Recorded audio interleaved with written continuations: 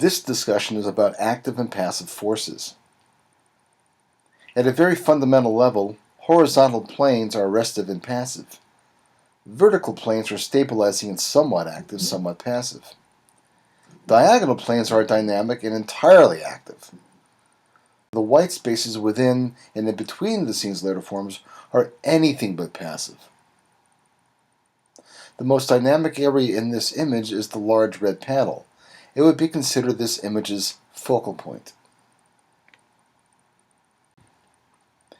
This painting by Laszlo Moholy-Nagy is a composition of balance between active and passive forces.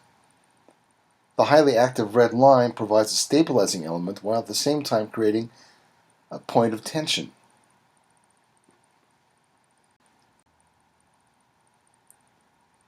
The most active area in this painting is the area of broad black paint strokes on the right and the narrower strokes along the bottom.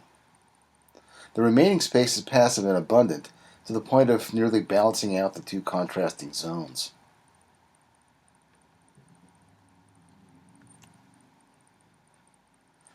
This composition exhibits two active areas, the two areas of color. The red rectangle exerts the strongest energy of the two. The remaining areas of neutralized color are decidedly passive, though the variations of value are perhaps of greater interest than the two isolated hues.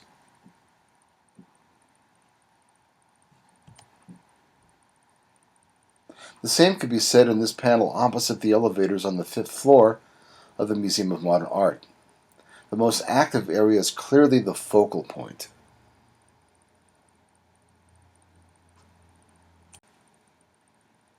This painting by Hokusai poses a clear delineation between active and passive zones, with the negative space under Mount Fuji appearing to be the most passive area. The most active area in this composition is the figure in the center casting his fishing lines. The most active area in a composition is typically considered the focal point. Multiple focal points can be confusing. Multiple focal points that basically possess similar intensities with each other typically cause confusion unless an integrated pattern of intensive areas becomes the end result. And that could be interesting.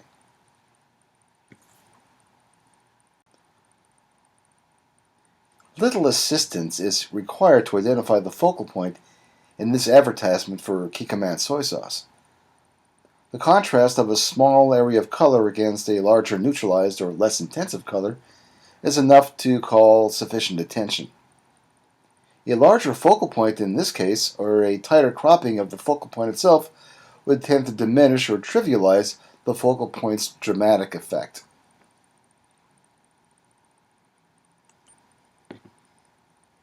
The lighter areas of gray text are subordinate to the darker text, creating a visual hierarchy.